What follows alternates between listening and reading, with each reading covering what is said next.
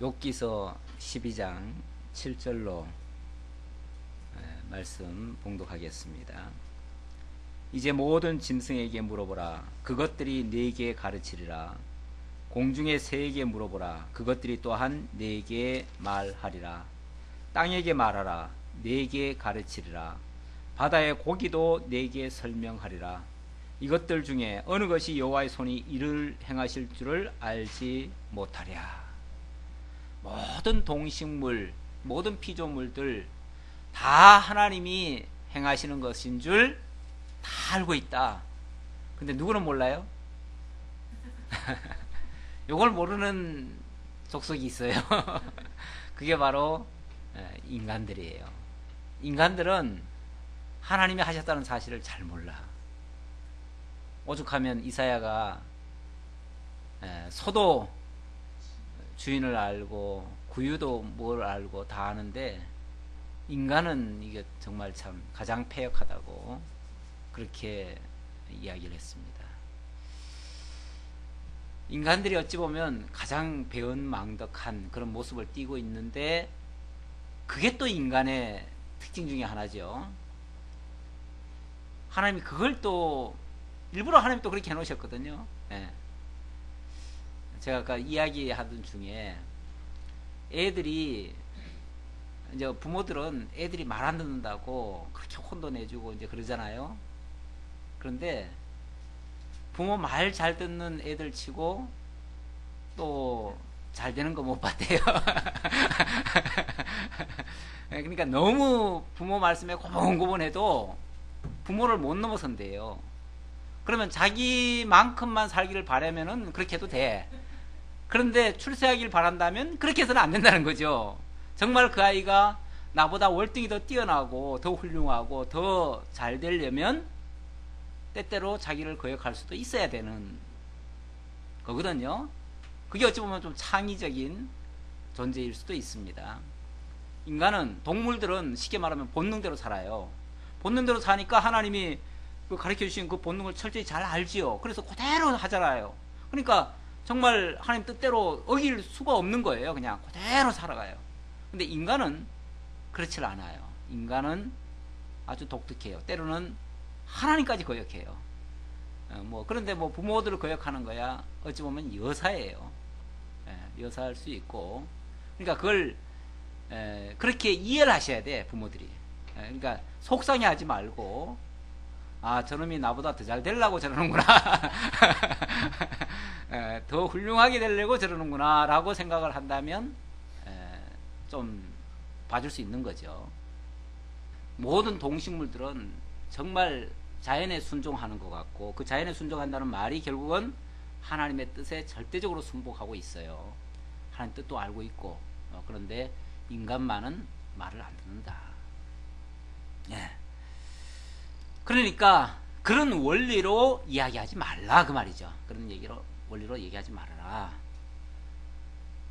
이것들 중에 여호와의 손이 이를 행하신 줄 알지 못하랴. 모든 생물의 생명과 모든 사람의 육신의 목숨이 다 그의 손에 있느니라. 절대적으로 하나님 손에 달려있다. 하나님의 주권에 의해서 되어진다. 입이 음식의 맛을 구별한 같이 귀가 말을 분간하지 아니하느냐. 늙은 자에게는 지혜가 있고 장수하는 자에게는 명철이 있느니라. 지금 이 말이요, 이 말이 그 하나님의 절대적 주권 앞에 인간의 그 본분, 자기의 분수, 이런 것들을 알고 순응하며 살라고 하는 그런 말씀이라고 볼 수 있습니다. 지금 앞에서 소발인가요? 소발이 잘못된 주장을 한 거에 대한 욥의 반박이죠. 욥의 반박 조금 하면서, 일단 12장에서는 하나님의 주권을 지난주에 좀 강조를 했고요. 오늘은 하나님의 섭리와 하나님의 지혜에 대해서 말씀을 한 다음에 욥의 항변 이야기들이 계속 소개되고 있습니다. 자, 지금은 하나님의 섭리에 대해서 지금 말하고 있는 중이에요. 12절에 늙은 자에게는 지혜가 있고 장수하는 자에게는 명철이 있다. 무조건 오래 살면 지혜가 있다. 오래 살면 모든 것을 다 통달한다. 이런 말은 아니에요. 오히려 오래 사신 분들일수록 경험을 통해서 인간의 무력함을 많이 깨닫죠. 그리고 하나님의 주권을 인정할 수밖에 없다. 이런 뜻에서의 지혜입니다. 그러니까 오래 살면 무조건 지혜롭다. 그 말은 아니에요. 오래 사신 분들이 산전수절 다 겪으면서 우리 생각대로 우리 욕심대로 되는 게 아니었구나 라는 것을 깨닫게 되는 거죠. 그래서 무릎을 꿇을 수밖에 없죠. 하나님의 주권을 인정하지 않을 수가 없다. 이런 뜻으로 이해를 하셔야 됩니다. 그래서 진짜 깨달은 지혜자는요. 그러니까 젊은 사람들은 대부분 보면은 젊은 사람들이 말을 안 듣는 이유 중에 하나는 제가 아까 예를 든 거는 긍정적으로 예를 든 거고요. 젊은 사람들은 사실은 뭘 잘 모르긴 몰라요. 사실은 경험이 부족한 게 맞아요. 그런데 그 경험도 부모가 자기 경험을 가지고 예는 들어줄 수 있지만 그걸 가지고 내가 이렇게 했으니까 그게 절대 진리인 거냐 그렇게만 따라와라 이렇게 하는 거는 그야말로 자기 그 한계를 못 벗어나게 만드는 거예요. 그러니까 당신도 다 하는 게 아니잖아요. 물론 경험을 했으니까 경험차 너 그렇게 펄펄 뛰고 다 이룰 것처럼 그렇게 해도 그렇게 되는 거 아니야. 이렇게 이제 조금 뭐라고 한마디는 해줄 수 있겠죠. 이제 그런 차원에서의 지혜라고 말할 수 있습니다. 그래서 좀 지혜자라면은 내가 뭘 다 하려고 그렇게 발버둥 치는 게 아니고 이제 하나님의 뜻을 찾는데 오히려 초점을 맞추게 되죠.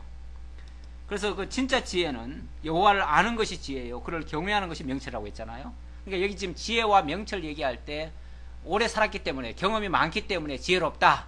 그리고 모든 것을 다 통달했기 때문에 명철하다. 이런 말이 아니고 오히려 그 반대로 많이 겪었기 때문에 자기 분수를 알게 된 거죠. 이렇게 젊은이들처럼 천방지축처럼 막 그렇게 한다고 해서 되는 게 아니다 라는 것을 알게 된다는 거죠. 그러니까 겸손히 하나님 앞에 무릎 꿇을 수 있게 된다. 그런 뜻으로 이해를 하시면 되겠습니다. 그 다음 진짜 지혜는 바로 하나님의 지혜라고 말할 수 있는데 하나님이 하시는 모든 일들은 당신의 그 지혜와 권능과 모략과 명철을 통해서 이루십니다. 그래서 모든 되어지는 일들 다 하나님에 의해서 되어진다라고 말씀드릴 수 있습니다. 13절로부터 한번 우리 교독을 좀 해보죠. 지혜와 권능이 하나님께 있고 계략과 명철도 그에게 속하였나니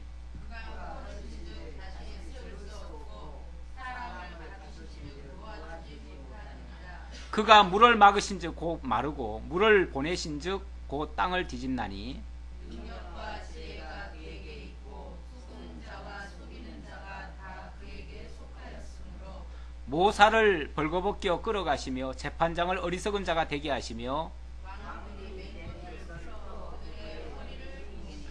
제사장들을 벌거벗겨 끌어가시고 권력이 있는 자를 넘어뜨리시며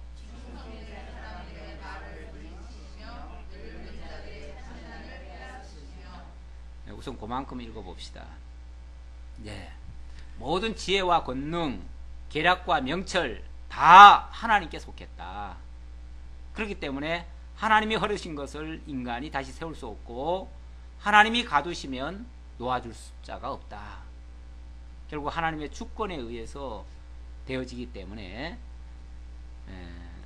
철저히 인간이 어떻게 할 수 없다는 것을 지금 강조하는 그런 내용이 되겠습니다.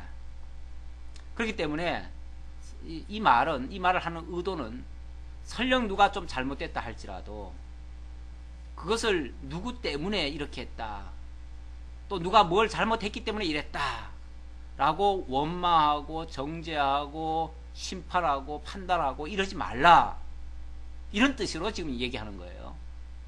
사람들은 무슨 일이 벌어지면 누구 때문이야, 저놈 때문이야, 그리고 당장 그 사람을 욕하잖아요. 그리고 그 사람한테 책임을 미루잖아요. 아니라는 거예요. 지혜와 권능, 모략과 명철 다 하나님께 속한 거다. 그게 바른 지혜일 수도 있고 아니면 잘못된 생각에 의해서 되어질 수도 있는데 그것마저도 하나님이 그렇게 하신 거다. 그러니 그 사람을 그렇게 정죄하고 심판하고 그러지 말아라. 오히려 이해해라 이런 뜻으로 볼 수가 있습니다. 그 16절에 보면요, 능력과 지혜가 그에게 있고 속은 자와 속이는 자가 다 그에게 속하였다. 속이는 자와 속은 자와 속이는 자까지도 다 그에게 속했대요. 뭐 성경의 예로 보면은 이 세상 최초로 속은 자가 있죠. 누구죠?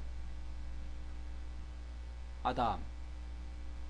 예, 또 속인 자는요, 사탄. 예.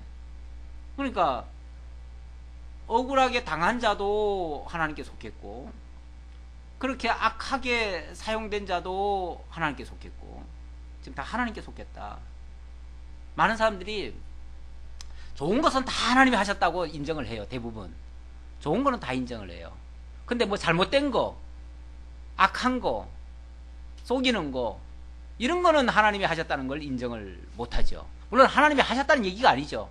하나님께 속했느냐 안 속했느냐, 하나님의 영역을 벗어났느냐 아니냐, 이걸 지금 묻는 건데, 지금 성경은 분명히 다 그에게 속했다. 속은 자도 속했고 속이는 자도 속했다. 하나님께. 이거야말로 모든 것을 다 하나님으로 말미암는다 라고 지금 말하는 거죠.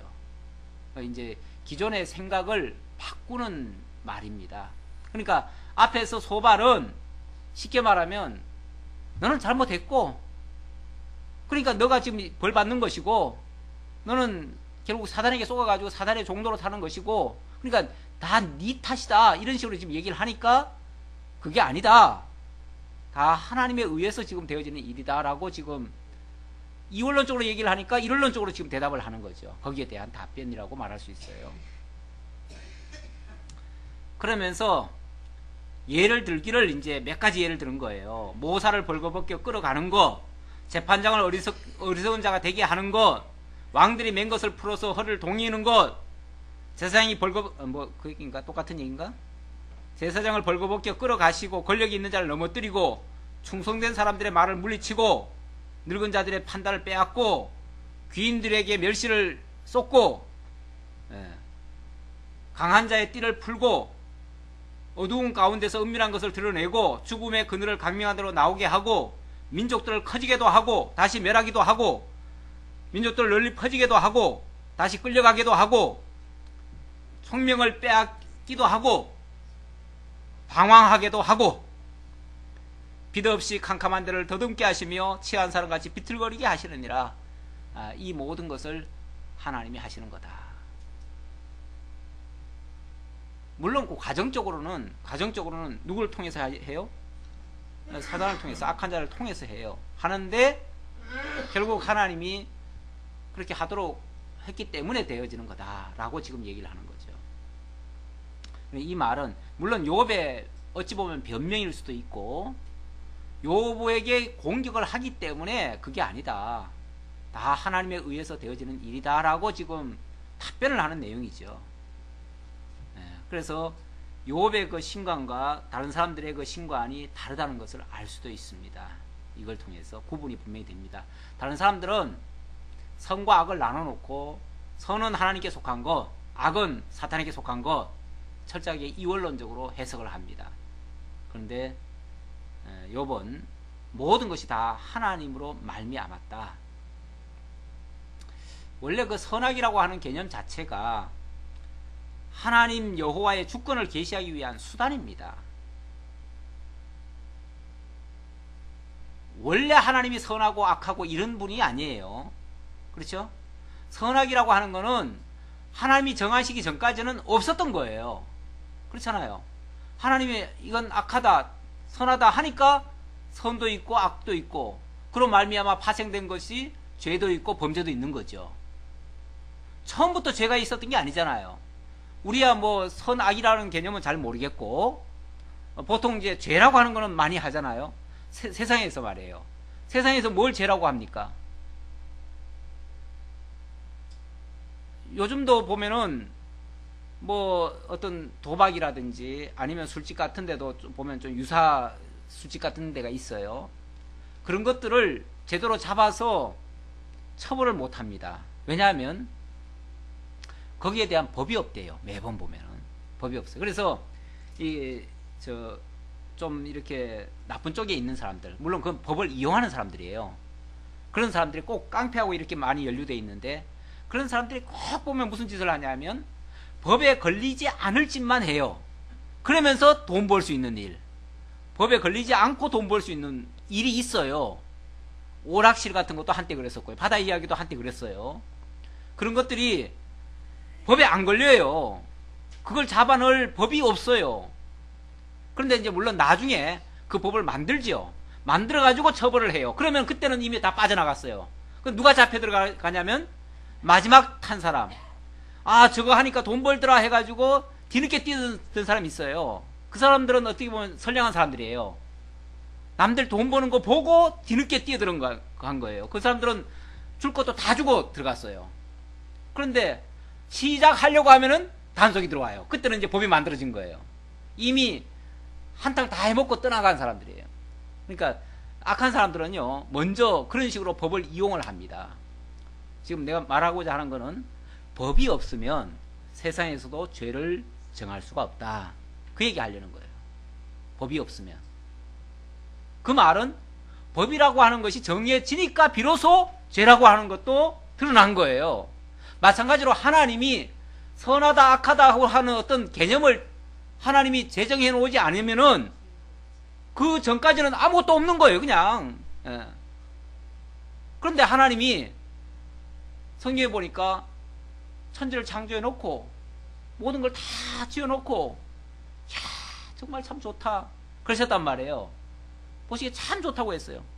좋다고 하니까 그게 당신의 기뻐하는 뜻이에요. 그걸 이제 선이라고 말을 하는 거죠. 성경은.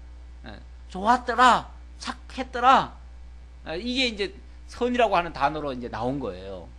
그리고 어떤 것도 하나님이 아, 저런 건 난 싫어, 이렇게 말씀하신 것도 있어요. 하나님 싫어하시는 것도 있고 좋아하시는 것도 있고 당신의 그냥 뜻을 표현한 거예요. 그러고 나니까 거기서 선, 악이라고 하는 개념이 나온 거예요. 시작된 거예요. 그런데 하나님이 좋아하는 거를 만물도 좋아하고 인간도 좋아하면 그건 다 좋은 거죠. 다 좋은 거예요. 그런데 꼭 보면은 인간이 하나님이 말 안 듣게 만들어 놨잖아요. 그래가지고 하나님이 좋아하는 걸 싫어하고 싫어하는 걸 좋아하게 돼버렸어요. 되니까 그때부터 그 반대로 하는 거, 그게 곧 죄가 된 거예요. 좋아하는 걸 싫어하고 싫어하는 걸 좋아하니까 그 자체가 바로 죄가 되는 것이고, 그건 아직 행동으로 안 드러났는데 그게 죄가 되는 것이고, 그게 이제 행동화 되어지면 그게 이제 바로 범죄가 되는 것이고, 그때는 바로 이제 그거에 의해서 형벌을 받게 되는 거죠. 이렇게 돼서 결국 선악 개념이라고 하는 것이 나왔고, 거기에 따라서 파생된 것이 죄와 범죄가 나왔어요. 이런 게 왜 나왔는가? 하나님의 절대 주권이라든지 하나님의 전능하심이라든지 하나님 당신의 어떤 자비하심이라든지 당신의 그런 속성들을 계시하는데 이런 것들이 필요하다는 거죠. 그게 이제 도구예요. 하나님 당신을 계시하는 도구고, 그 도구를 사용하고 그걸 통해서 깨닫게 하니까 그게 곧 수단과 방편이 되는 거예요. 그러니까 다시 말하면 하나님 계시의 방편이 되는 거죠. 이래서 하나님 필요에 의해서 결국 선악이라고 하는 거, 죄, 범죄 이런 것들이 다 나온 거예요. 근데 사람들은 선은 좋은 거고 악은 나쁜 건데 하나님이 설마 그 나쁜 거를 주셨겠느냐라고 하는 그 생각 때문에 그건 하나님께 속하지 않은 거라고까지 얘기를 하는 거죠, 자꾸만. 그러니까 욥은 그게 아니다. 하나님께 속하지 않은 게 어디 있느냐. 이 세상이 때때로 엄청나게 악하게 돌아가고 있는데 그런 것마저도 다 하나님이 하시는 거다 라고 지금 설명을 하는 내용이 되겠습니다. 23절 보세요. 23절 민족들을 커지게도 하시고 다시 멸하기도 하시며 민족들을 널리 퍼지게도 하시고 다시 끌려가기도 하시며 당신이 어느 나라를 일으켜서 크게도 하시고 또 멸하기도 하시고 광대하시게도 하시고 사로잡히게도 하시고 이 모든 것 하나님이 하신 거다. 그러니까 이스라엘 역사 속에서 그들이 흥왕할 때도 있었고 패망할 때도 있었고 또 잡혀서 끌려갈 때도 있었고 나중에 회복될 때도 있었는데 그것도 결국 다 하나님이 하신 것이다 라고 증거를 함으로써 결국 피조물로서는 그 하나님의 영광을 찬양하라고 하는 그런 내용이 되겠습니다. 자, 그래 놓고 13장으로 넘어가 보면 욥의 항변과 책망 그리고 호소하는 장면이 소개되고 있습니다. 1절로 5절까지에서는 욥의 항변이 나옵니다. 이거는 앞에 소발 뿐만 아니라 앞에 세 친구들에 대한 항변입니다. 그들을 향해서 이렇게 말을 합니다. 나의 눈이 이것을 다 보았고 나의 귀가 이것들을 듣고 깨달았느니라. 너희 아는 것을 나도 아노니 너희만 못하지 않느니라. 일단 그들이 말하는 것은 상식적인 선에서 자꾸 얘기를 하니까 그 정도 얘기를 못 알아듣는 사람이 어디 있느냐. 너희들이 말하는 거 나도 무슨 뜻인지 안다. 알지만 너희들은 지금 올바른 이야기를 하는 게 아니다. 이렇게 지금 말을 하는 거죠. 참으로 나는 전능자에게 말씀하려 하며 하나님과 변론하려 하노라. 어찌 보면 그 세 친구들하고는 대화가 잘 안 돼요. 쉽게 말하면 관이 달라서 그래요. 신관이 다르다 보니까 이 관점이 다른데, 쉽게 말하면 보는 그 틀이 다른데 다른 시각으로 다른 안경을 쓰고 지금 보고 있는데, 관이라는 건 일종의 안경과 같은 거예요. 다른 안경을 쓰고 보고 있는데 나는 이렇게 투명한 안경을 쓰고 있는데 저 사람은 지금 빨간 안경을 쓰고 있어요. 그러니까 빨간 안경 쓰고 보면은 어떻게 보여요? 빨갛게 보이죠. 그러니까 빨갱이래죠. 너는 왜 빨갛냐 이렇게 얘기하는 거죠. 말만 하면 다 빨갛다고 얘기를 해요. 왜? 자기 눈이 그렇게 보이니까, 그 안경을 쓰고 있으니까. 그래가지고 지금 욥한테 아예 그냥 죄인이라고 하는 틀을 딱 갖다 놓고 죄인이라고 얘기를 해놓고 얘기를 시작하는 거예요. 백지 상태에서 얘기를 해야 되는데 백지 상태에서 얘기를 하는 게 아니고 아예 틀을 갖다가 딱 보면서 얘기를 하는 거예요. 그러니까 너희들하고는 도저히 대화가 소위 말해서 안 된다는 거죠. 안 되니까 어떻게 해요? 너희들한테 이렇게 항변을 하지만 사실 나는 하나님하고 이야기하고 싶다 그 말이죠. 그래서 참으로 나는 내 마음은 그렇다 이 말이에요. 내 마음은 전능자에게 말씀하려 하며 그 하나님께 직접 말하고 싶고 또 하나님과 변론하려 하노라. 너희들과의 이야기는 계속 정말 쓸데없는 변론밖에 안 되니까 너희들과의 변론은 좀 그만하고 하나님과 변론하고 싶다. 그러면서 너희는 거짓말을 지어내는 자요 다 쓸모없는 의원이니라. 거짓말을 지어낸다. 이 잘못된 근거에 의한 말은요, 사실 그 말 자체가 결론적으로는 거짓말이 됩니다. 틀린 말이 돼요. 그렇잖아요?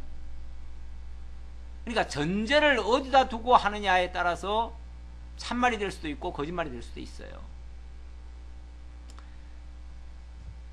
많은 사람들이 성경을 보면서도 뭔가 좀 다르다는 걸 느끼잖아요.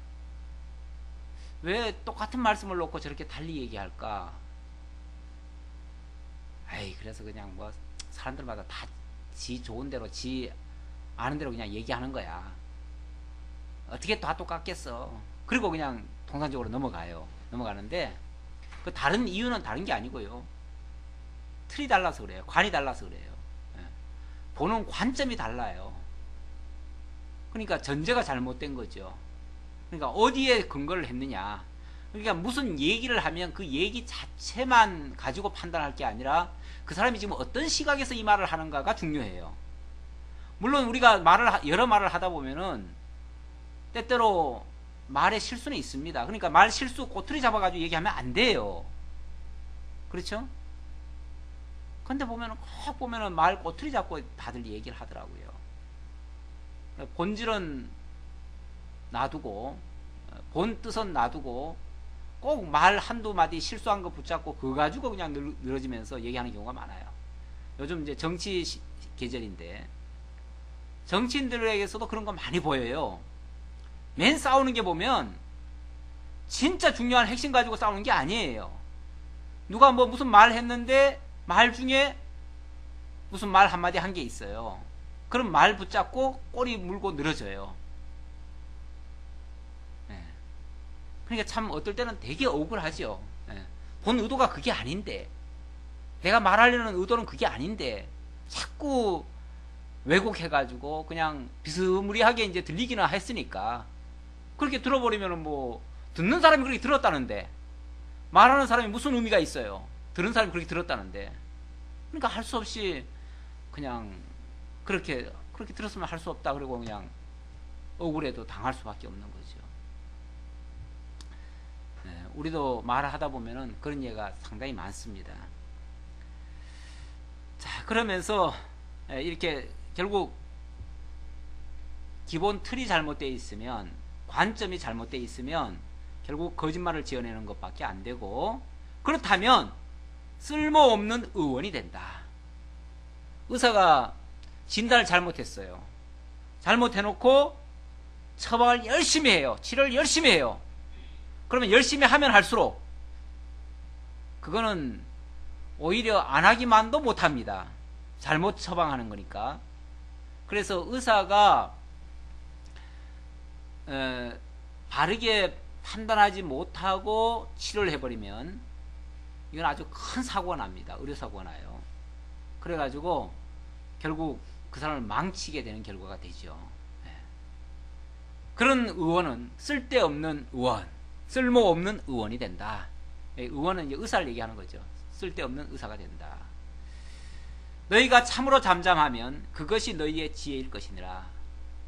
그러면서 그렇게 거짓말로 얘기를 하고 쓸데없는 의원처럼 얘기할 바에는 차라리 가만히 있어주는 것이 정말 지혜자의 모습이다. 너희들은 차라리 가만히 있는 게 좋겠다. 제발 좀 입 좀 다물어 달라. 그래서 사실은 진짜 위로하러 가는 사람은요, 많은 말로 위로하려고 하면 그 위로는 안 되고요, 오히려 부해만 지르는 경우가 있어요. 예.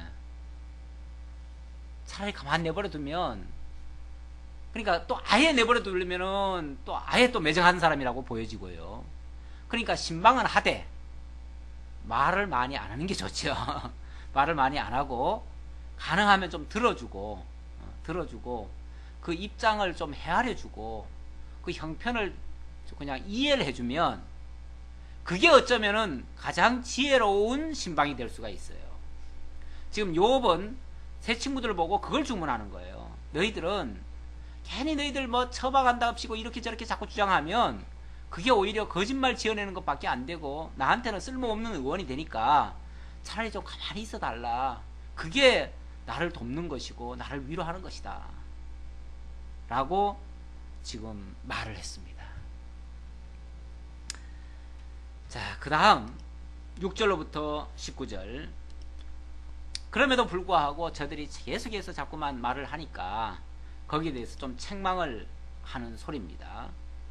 너희는 나의 변론을 들으며 내 입술의 변명을 들어보라. 네.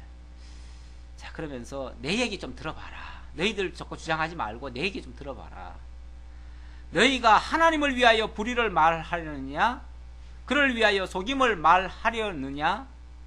너희가 하나님의 낯을 따르려느냐? 그를 위하여 변론하려느냐? 네. 계속 이제 반문을 하는 건데요. 너희들이 지금 하는 행동들이 누굴 위해서 하는 소리냐? 너희들은 나름대로 하나님 위한답시고 그렇게 하고 공의를 위한답시고 그렇게 얘기를 하고 하나님의 낯을 따라서 한다고 그 얘기를 하는데 진짜냐 그 말이죠. 진짜냐. 내가 보기에는 안 그렇다. 예. 너희들이 하나님을 위한답시고 얘기를 하는데 사실은 그게 오히려 하나님을 욕보이는 행동들이다. 예를 들어서요. 앞에서 이원론적으로 그들이 지금 주장을 했어요. 너가 지금 이렇게 망한 것은 죄 때문이고 죄는 악한 자에게서부터 왔고 그러니까 모든 원인은 악한 자인데 네가 악한 자를 따랐기 때문에 그렇다 라고 지금 얘기를 했어요. 그러면 이거는 그렇게 말하는 이유는 뭐냐면 하나님을 위한답시고 그렇게 말을 한 거예요. 왜냐하면 하나님은 절대 악에 동의를 하실 분이 아니거든요. 그렇잖아요. 하나님은 선하신 분인데 새 친구들 그 얘기하는 거예요. 하나님은 공의로우신 분이신데 공의로우신 분이 그렇게 악한 일을 하는 너 같은 놈을 가만 내버려 뒀겠느냐. 그러니까 너를 처벌한 것은 악에 대한 형벌이야. 하나님은 공의로우신 분이야. 네가 죄를 안 지었는데도 그렇게 한다면 하나님 불의하신 분이라는 얘기 아니냐. 어떻게 감히 하나님을 갖다가 불의하다고 얘기할 수 있느냐 네가. 그러면서 하나님을 위한답시고 그 말을 해준 거예요. 인간들이 때로는 어지간히도 하나님을 위해요. 하나님 위한답시고 많이 두둔하는 말들을 해요. 근데 그게 진짜 하나님을 위하는 말이 되는가? 간혹 애들 중에도 보면은 예를 들어서 형이 있어요. 형이 있는데 동생이 엄마 말 안 들어요. 안 들으니까 엄마를 위한답시고 엄마 대신 뭘 합니까? 그러면 이제 혼내주는 거죠. 혼내주면서 네가 이렇게 엄마 말 안 들어서 되겠느냐? 엄마가 너한테 이렇게 시켰느냐? 그러면서 그냥 엄마 핑계 대면서 동생을 이제 혼을 내주죠. 근데 엄마 입장에서 봤을 때는 어때요? 지도 똑같은 놈이 지가 지금 내 뜻을 모르고 물론 이제 부모 뜻을 정말 알고 그렇게 했을 수도 있어요. 정말 제대로 알아서 정말 잘못한 아이라면 부모 뜻을 헤아려서 정말 잘못한 아이를 형들이 그렇게 할 수도 있지요. 그런데 그게 아닐 수도 있거든요. 지금 예를 들자면 그런 거죠. 부모는 자식을 똑같이 사랑해요. 똑같이 사랑하고 그 자식이 특별히 잘못됐다고 생각지 않는데 지가 나서 가지고 자꾸 잘못됐다고 얘기를 하면서 지금 그렇게 지금 혼을 내주는 거죠. 부모를 대신해서 하는 거죠. 부모 입장에서 봤을 때는 저놈이 내 핑계대고 지금 동생을 잡네 이렇게 보이는 거죠. 네가 지금 하나님을 위한답시고 지금 그 말을 하는데 그게 옳으냐라고 지금 욥이 지금 반문을 하는 거죠. 그러면서 너희가 하나님을 위하여 불의를 말하려느냐? 그를 위하여 속임을 말하려느냐? 하나님 위한답시고 막 속여서 거짓말로 막 지어내가지고 그렇게까지 얘기할 수 있느냐 그 말이죠. 하나님 위한답시고 하나님 위하여서 변론하듯이 그렇게 얘기할 수 있느냐? 네. 자, 그렇게 되면 10절 만일 너희가 몰래 낯을 따를진대 그가 반드시 책망하시리니 그의 종기가 너희를 두렵게 하지 않겠으며 그의 두려움이 너희 위에 임하지 않겠느냐. 너희가 몰래 낯을 따를진대 이 말은 너희가 하나님의 뜻도 모른 채 하나님을 위한답시고 그렇게 할진대 이런 식이에요. 그렇게 한다면 그가 반드시 너희를 책망할 거다. 하나님이 너희의 잘못도 들춰낼 것이다. 그래가지고 너희들이 지금 잘못하고 있다는 걸 알려줄 것이다. 이런 뜻으로 얘기하는 거예요. 그러면서 그의 종기, 바로 하나님의 종기가 너희를 두렵게 하지 않겠으며 그의 두려움이 너희 위에 임하지 않겠느냐. 너희들 이제 혼나지 않겠느냐 그 말이죠. 너희들 자꾸 그런 식으로 하나님 위한다고 하지만 한 뜻도 모른 채 그렇게 하면 결국은 너희들이 혼나지 않겠느냐. 네. 너희의 격언은 재같은 속담이요 너희의 방어하는 것은 토성이니라. 너희들 그런 식으로 교훈적인 말을 하는 것은 잘못된 속담이라 그 말이에요. 잘못된 재같은 속담. 재같은 속담은 쓸모없는 속담이에요. 네. 또 방어하는 것은 토성이다. 토성도요 흙으로 쌓았으니까 무너지기 쉽다는 거죠. 너희들 그런 식으로 쌓아 올린 그런 말이나 그런 이론들은 다 무너질 것이다. 그런 뜻으로 얘기하는 거예요. 그래서 너희는 잠잠하고 나를 버려두어 말하게 하라. 너희들 제발 입 좀 그만 닥치고 내 이야기를 좀 들어달라. 말하게 하라. 무슨 일이 닥치든지 내가 당하리라. 물론 욥이 화가 나니까 하는 소리죠. 만약에 그것 때문에 잘못돼 가지고 벌을 받는다면 벌 받아도 누가 받는 거예요? 내가 받을 건데 너희들이 왜 자꾸 그러냐 그 말이죠. 예. 내가 어찌하여 내 살을 내 이로 물고 내 생명을 내 손에 두겠느냐. 내가 어떻게 망할 짓을 계속 하겠느냐 그런 뜻으로 얘기하는 거죠. 그러면서 제발 좀 가만히 좀 내버려 달라.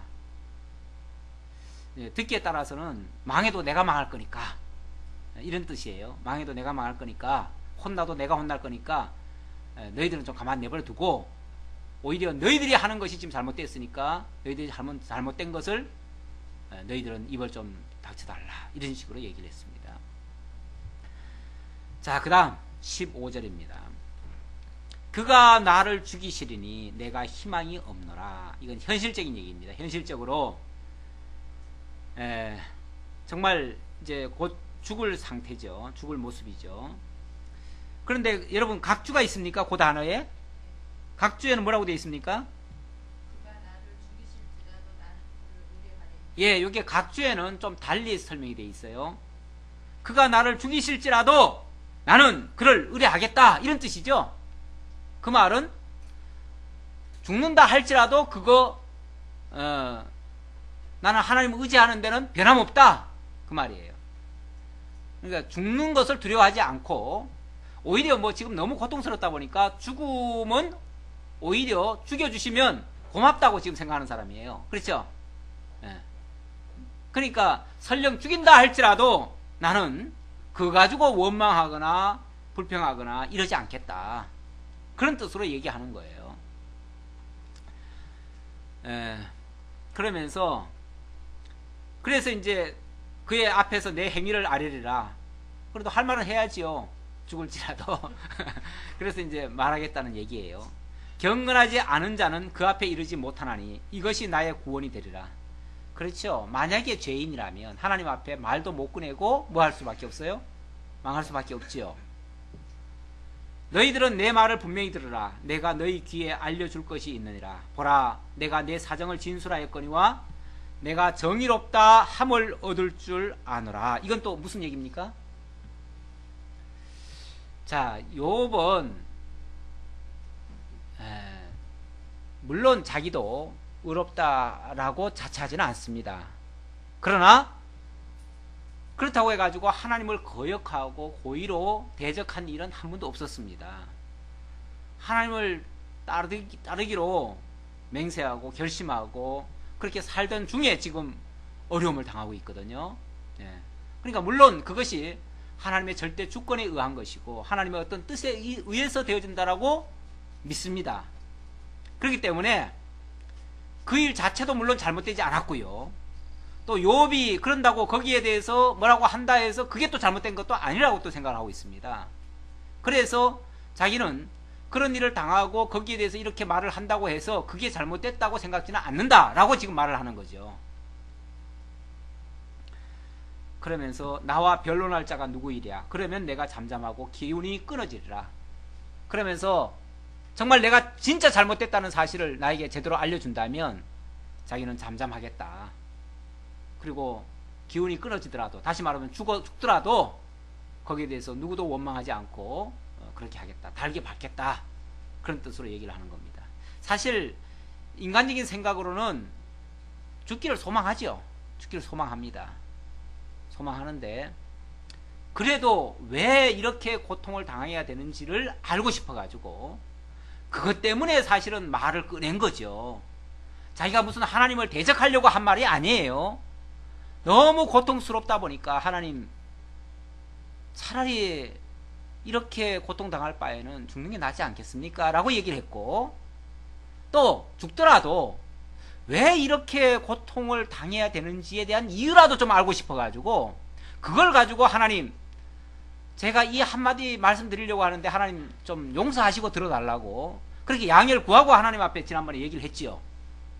그러면서 내가 무슨 말을 할지라도 내 중심으로 하나님을 대적하려는 게 아니고 정말 궁금해서 묻는 거니까 하나님 용서하시고 좀 들어달라고 그 말을 하면서까지 지금 얘기를 했는데, 친구들은 아예 그냥 말 많이 하는 놈 치고 제대로 된 놈이 있느냐, 말 많이 하는 거 보니까 손 이게 변명하는 것이고 이거 죄인 아니냐, 그럼 죄인이라는 증거다 이러면서 더 그냥 더 몰아붙였죠. 그러니까 아예 그런 안경을 쓰고 보고 얘기를 하니까 이건 뭐 정말 참 대화가 안 됩니다. 막말로 대화가 안 돼요, 친구들하고는. 자, 그래서 13절로부터 17절에 보니까 욥이 하나님께 기도를 합니다. 주는 나를 수월에 감추시며, 한번 교독을 좀 해보죠. 감추시며 주의 진노를 돌이키실 때까지 나를 숨기시고 나를 위하여 귀를 정하시고 나를 기억하옵소서. 시작. 어? 10절부터 안 했어요?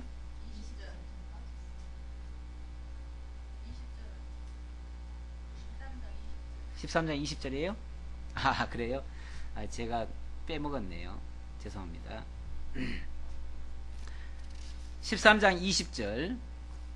오직 내게 이 두 가지 일을 행하지 마옵소서.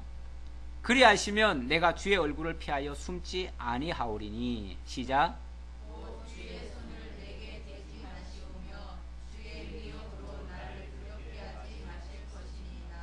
그리하시고 주는 나를 부르소서. 내가 대답하리이다. 혹 내가 말씀하게 하옵시고 주는 내게 대답하옵소서. 나의 죄악이 얼마나 많으니까 나의 홀과 죄를 내게 알게 하옵소서. 주께서 어찌하여 주 얼굴을 가리시고 나를 주의 원수로 여기시나이까? 주께서 어찌하여 날리는 낙엽을 놀라게 하시며 말하는 물을 쫓으시나이까. 주께서 나를 대적하사 괴로운 일들을 기록하시며 내가 젊었을 때 지은 죄를 내가 받게 하시오며 내 발을 창고에 세우시며 나의 모든 일을 다 대대를 주목하시나이다. 예, 나는 썩은 물건의 낡아짐 같으며 좀 먹은 의복 같으니이다 라고 얘기를 했는데, 내게 두 가지 일을 행하지 마옵소서. 그리하시면 주의 얼굴을 피하여 숨지 않겠습니다. 하나님이 이 두 가지만 행하지 않는다면 제가 숨지 않겠습니다. 자, 두 가지 일이 뭔가? 첫 번째는 주의 손을 내게 대지 마시오며 주의 위엄으로 나를 두렵게 하지 마실 것이니이다. 주의 손을 내게 대지 말고 주의 위엄으로 나를 두렵게 하지 말아달라. 사실 지금 욥은 철저하게 주의 손이 지금 자기를 누르고 있다고 지금 생각하고 있는 거죠. 나를 지금 누르고 있으니까 너무 고통스럽습니다. 그러니 좀 그만 눌러주시고 그 위험으로 나를 두렵게 하지 말아달라. 지금 너무 그 고통스러우니까 그 고통이 이제는 두려움으로 온 겁니다. 그리하시고 주는 나를 부르소서. 내가 대답하리이다. 나를 불러달라. 지금은 하나님이 마치 얼굴을 돌리시고 낯을 비언하셔서 이렇게 지금 한 모습이에요. 아까 욥이 왜 친구들 향해서는 너희들은 하나님 얼굴을 똑바로 보고 하나님이 일러준 대로 지금 나한테 얘기하느냐, 하나님의 낯을 따르느냐 이런 얘기했는데, 지금 욥 자신은 하나님이 마치 얼굴을 돌리신 것처럼 생각을 하는 거예요. 그러니까 이제라도 하나님 날 누르던 그 손은 조금 이렇게 떼어주시고 대신 얼굴로 좀 날 좀 봐주시고 그리고 나를 좀 불러주십시오. 그러면 제가 하나님 앞에 나아가서 하나님 앞에 내가 하고 싶은 얘기를 좀 하지 않겠습니까? 다시 말하면 내가 이제 말할 때 하나님 좀 들어주세요. 그 말이에요. 자, 그러면서 나의 죄악이 얼마나 많습니까? 나의 허물과 죄를 내게 알게 하옵소서. 도대체 자꾸 저 친구들은 죄값이라고 자꾸 그러는데 내 죄가 도대체 뭡니까? 무슨 죄가 때문에 무슨 죄악이 그렇게 많기에 하나님이 이렇게 하시는 겁니까? 그걸 좀 알려달라 그 말이에요. 정말 궁금하지요. 주께서 어찌하여 얼굴을 가리시고 나를 주의 원수로 여기시나이까. 얼굴을 가리고 막 계속 내리누르는 것은 원수가 아니고서야 그럴 수 있겠어요? 그러니까 하나님이 자기를 원수처럼 여기시고 지금 그렇게 하시는 것 같으니 도대체 내가 얼마나 많은 죄를 지었기에 그 죄값을 치르시느라고 이렇게까지 대하십니까? 라고 지금 물었습니다. 주께서 어찌하여 날리는 낙엽을 놀라게 하시며 마른 건물을 뒤쫓으시나이까. 자기는 지금 자기 입장이 어떤 입장입니까? 이제는 다 망했잖아요. 망할 정도가 아니라요, 망해가지고 이제는 마른 건물 같은 존재가 되어버렸어요. 그 파릇파릇하던 정말 생기 있던 그런 이파리 같은 그런 존재가 아니라, 새싹 같은 그런 존재가 아니라 그야말로 다 말라가지고 이제 바람만 불면 휙휙 날아다니는 그런 건물 같은 존재, 낙엽 같은 존재다 그 말이에요. 그런데 그거 쫓아가지고 뭐 하시려고 그러십니까 이 말이에요. 다 망한 놈 뒤쫓아가 다니시고서 뭘 찾으실 게 있어가지고 그래서 계속 따르십니까 그 말이죠. 주께서 나를 대적하사 괴로운 일들을 기록하시며 내가 젊었을 때 지은 죄를 내가 받게 하시오며 내 발을 착고에 채우시며 나의 모든 길을 살피사 내 발자취를 점검하시나이다. 이 말은 자꾸 죄 때문이라고 하니까 지금 자기가 지금 지은 죄는 지금 기억이 안 나잖아요. 기억이 안 나요. 안 나니까 그렇다면 아마도 언제 지은 죄겠어요? 아기 때 엄마 젖꼭지 깨문 거 그 죄를 혹시 하나님이 물으신다면 그거는 뭐 부인할 수 없잖아요. 그렇죠? 그걸 죄라고 지금 얘기하면 죄 맞지요? 만약에 그거 가지고 물으신다면 내 어릴 적까지 다 기억하시고 그것까지 다 적어두셨다가 그걸로 핑계 삼고 하나님이 나를 착고에 채워가지고 내 발을 꼼짝달싹 못하게 이렇게 만드셨다면 그거야 뭐 부인 못하지요. 욥도 할 말 없어요. 하나님 그것 때문에 형벌 가하신다면 할 말 없어요. 그 얘기예요. 나는 썩은 물건의 낡아짐 같으며 좀 먹은 의복 같으니이다. 그러나 그것마저도 이제 더 이상 뭐 쓸만한 게 남았습니까? 아까는 낙엽 같다고 표현을 했는데 이제는 썩은 물건의 낡아짐 같고 좀 먹은 의복 같다. 무슨 쓸모가 있어요? 이제는 완전히 쓰레기로 버려야 될 거죠. 그런 거에 무슨 미련을 가지시고 하나님이 계속 또 간섭하시고 이 고난을 주십니까? 이런 질문입니다. 자, 이제 하나님께 대한 질문과 또 하나님이 그 어떤 응답, 뭔가 좀 속 시원히 알고 싶은 그 마음, 그걸 가지고 지금 하나님께 지금 질문을 했습니다. 자, 하나님 어떻게 대답하실까요?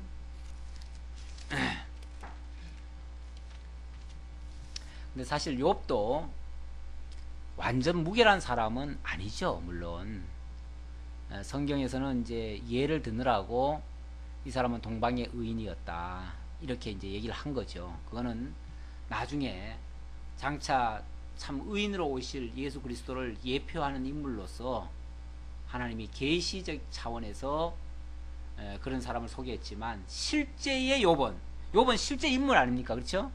실제의 욥은 분명히 죄인이죠. 죄인입니다. 다만 계시적으로는 의인이면서도 억울하게 당하는 것 같지만 실제는 의인 없는 날이 하나도 없어요. 그렇기 때문에 죄인이라고 해도 틀린 말은 아니에요. 맞아요. 자, 이런 욥에게 하나님께서 정말 이해할 수 없는 그런 역사를 열어주시고 그거 가지고 욥이 이제 하나님 앞에 질문하고 친구들은 또 그걸 또 오해하고 하나님을 위한답시고 정죄하고 이런 것들이 모여가지고 뭘 만드냐 하면 하나님의 속성도 깨닫게 하고요. 하나님의 역사 섭리도 깨닫게 하고요. 또 그 이면에 마지막 궁극적으로는 그걸 통해서 하나님 당신의 영광을 드러내 보여주시고 또 당신의 사랑도 또 마지막에 가서는 또 보여주시잖아요. 이런 걸 통해서 결국 하나님 자기를 계시하기 위한 목적으로 이렇게 하신다는 사실을 우리들에게 가르쳐 주고 있습니다. 오늘은 13장까지를 살펴봤습니다. 아버지 하나님 감사합니다. 욥 참으로 일생을 삶의 본을 보았을 때는 참으로 모범적인 삶을 살았지만은 그러나 애매한 고난, 까닭 없는 고난으로 인해서 많은 고통을 당한 것을 보게 됩니다. 아버지 하나님, 이 일을 통해서 장차 그리스도를 바라보게 하시고 절망 같은 상황 속에서도 소망을 잃지 않게 하시고 또 어떠한 경우에도 하나님을 대적하지 않도록 이렇게 섭리해 주시는 모습을 보면서 우리들의 신앙을 점검하고 또 하나님 앞에서 올바른 신관을 갖게 하시고 그래서 올바른 해석을 통해서 바른 신앙 생활까지 할 수 있도록 인도해 주시고자 하시오니 참으로 감사합니다. 이렇게 우리가 바른 진리를 터득해서 우리의 삶 속에서도 이해하지 못할 일들이 때때로 일어나고 있사온데 그런 거에 대한 바른 해석을 하고 그로 말미암아 하나님 경외하는 일에 장애를 받지 않도록 하나님 인도해 주옵소서. 그래서 어떠한 경우에도 정말 하나님 오히려 하나님을 배우고 또 그 섭리를 통해서 하나님을 찬양할 수 있는 성숙된 신앙인들이 다 될 수 있도록 함께해 주옵소서. 예수님의 이름으로 기도하옵나이다. 아멘.